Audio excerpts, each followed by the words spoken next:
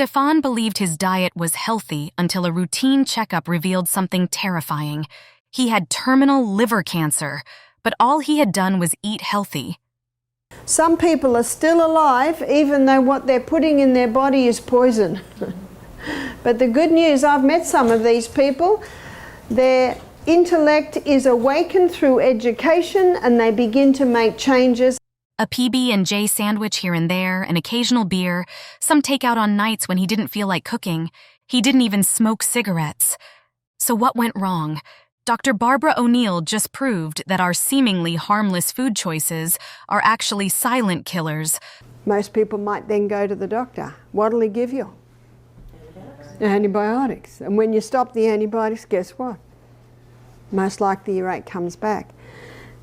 After 7 days, it didn't come back. So what's the body saying? I don't know why it needed 7 days, but my son only needed a 2-hour compress. So what are you doing? You're listening to what the body says. The lady that needed the 7 days, she'd had earaches as a child and had antibiotic after antibiotic. Big Pharma is lying to you. They want you to believe that the only way to stay healthy is through expensive medications and surgeries. But your diet matters more than you think.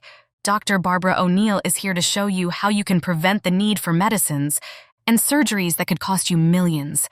Today, we're getting into Barbara's shocking revelations about foods you thought were safe. All you have to do is avoid these foods. Barbara is a world-renowned health expert who has spent years advocating for holistic and natural health. So the stomach is the next organ of digestion, and the stomach is not an alkaline environment, it is an acid environment, and it's very important that it be an acid environment. With countless testimonies supporting her methods, she is here to reveal the hidden dangers lurking in our everyday foods. Barbara's journey into holistic health started decades ago. With a background in naturopathy, she has dedicated her life to understanding how natural remedies and diet can prevent and even reverse diseases. I visited a lady once who had peripheral neuropathy after she'd had her chemotherapy. She's an 80-year-old lady, so I made 6 of these and I just folded them over like that and put them in a snap-lock bag. So she had enough for the week. She believes that many of the health issues we face today, including cancer, can be traced back to our diet. Have saved lives, they are saving lives, they will save lives. But we've got a problem today. It's the overuse of the antibiotic. They're not used for life-saving resorts. Well, they are, but they're also used for a cough, a sore finger, a sore foot. Did you know a PB&J sandwich could be really bad for your health? Yeah, Dr. Barbara warns about a hidden danger lurking in your peanut butter. Cancer is mutations. Aflatoxins. These toxic substances are produced by certain types of fungi, specifically Aspergillus, which can contaminate peanuts during storage. Found the common denominator was peanuts. And he found in every jar of peanut butter, he found Aspergillus, that's the mold. The mold was Aspergillus. But what was even more toxic than the mold, Aspergillus, was the mold waste, and that's aflatoxin. Aflatoxin causes liver cancer. You see, the children in the Philippines were dying of liver cancer. Aflatoxins are dangerous because they don't alter the taste or appearance of food, making them hard to detect without proper testing. In 2 years, what happened to a human in 70. So what this Indian doctor did, he injected every single one of these 20 rats with aflatoxin because it causes liver cancer. 10 of the rats, he gave a 20% animal protein diet. That's like meat and dairy every meal. The other 10 rats, he gave a 5% animal protein diet. That would be like meat a couple of times a week, dairy a couple of times. After 2 years, every rat on the 20% animal protein diet was dead or dying from liver cancer. According to Barbara, chronic exposure to aflatoxins can contribute to up to 28% of liver cancer cases. This is especially concerning for children, as aflatoxins can also lead to childhood stunting and weakened immunity. The CDC says that aflatoxins are known carcinogens, meaning they can cause cancer in humans. Ingesting even small amounts over time can lead to significant health risks. Now, not many people will tell you about the importance of balancing your acidity and alkalinity. Let's quickly understand the acid-alkaline balance. Cancer also loves no oxygen. So knowing those things, it makes a lot of sense to alkalize the tissues. And even though there's the drop of only 1 point, the drop of 1 point means 60% less oxygen available at the cellular level. The other thing cancer loves is sugar. So these are the 3 common denominators I find. And so when people come to us wanting help to conquer cancer, you see what we do? We suggest a diet that's highly alkalizing. We suggest ways to oxygenate the body. In fact, some health retreats have hyperbaric chambers. Have you heard of those? The pH scale ranges from 0 to 14, with 7 being neutral. Our blood's pH should be slightly alkaline, between 7.35 and 7.45.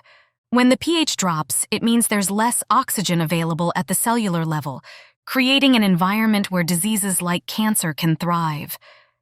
Just as a gardener adjusts the pH of the soil to get the right color flowers, you can adjust the pH of your cells to create different health conditions in your body. Cancer loves acid and sugar, but did you know that many foods we consider healthy can actually create an acidic environment perfect for cancer to thrive? For example, consider your morning orange juice. It looks pretty healthy, right? Wrong. While oranges are a healthy fruit, orange juice is highly acidic. Popular brands like Tropicana or Minute Maid contain high levels of citric acid, which can alter your body's pH balance. Now, we don't need to tell you that the second silent killer is refined sugar. Here, sugar, refined sugar. How does refined sugar cause DNA damage? It overworks the pancreas, and when the pancreas gets overworked, that actually gives a message to the gene to damage the pancreatic gene so that the children are born. White sugar itself is pH neutral. It becomes acid-forming once metabolized. The liver breaks down sugar into lactic and acetic acid, increasing the body's acid load. Consuming large quantities of sugary foods disrupts the body's pH balance and can lead to various health problems. Reducing sugar intake is crucial to maintaining a slightly alkaline state, which makes it harder for cancer cells to thrive. According to the American Heart Association, the average American consumes 77 grams of sugar per day, nearly double the recommended amount. Think about that next time you grab a can of Coke or indulge in a slice of cake from your favorite bakery. Even if you're not worried about cancer, excessive sugar intake has been linked to obesity, type 2 diabetes, and an increased risk of heart disease. Next is something that's killing everyone, but it's no longer something they're worried about. It was a poison. Caffeine. When I was a little girl, my parents drank tea. But what's the number 1 favourite drink in Aussie today? Is the caffeine. How does caffeine cause DNA damage? It interferes with the neurotransmitters, and when the neurotransmitters in the brain are constantly being interfered with, that affects the DNA. So that when those parents give birth to children, the DNA is damaged. Where does the weakness go? The weakness goes to brain function. Caffeine, commonly found in coffee, energy drinks, and soda, is another acid-forming culprit. But what's also happening is people are taking things that are leaching the minerals out. Caffeine. Caffeine does a couple of things. Caffeine disrupts the neurotransmitters in the brain and will... Combined with sugar, it becomes even more harmful. Caffeine can also deplete essential minerals like magnesium and calcium, further disrupting the body's balance. Moderating your caffeine intake and avoiding sugary caffeinated beverages can help maintain a healthier internal environment, starving cancer cells of the acidic conditions they love. Next time you order that caramel macchiato from Starbucks, remember that it's not just the caffeine, but also the sugar that's affecting your health. Studies have shown that high caffeine intake is linked to increased levels of acidity in the body, which can lead to various health issues over time. Our next silent killer is one that's often a staple in many diets: meat. And so easily can get caught in these little pockets. Another reason why if someone chooses to eat meat, it must be with a lot of vegetables to move it through. Now, if a person's eating meat, that food's putrefying, and if they have a steak, say, and ice cream for dessert, that sugar feeds that putrefaction process. Both processed and natural meats are highly acid-forming. When broken down in the body, meat increases acid levels due to its high phosphorus content. This can create a conducive environment for cancer cells to grow. Dr. Colin Campbell found he could turn cancer cells on and off like a switch by altering the amount of meat and dairy products given to rats.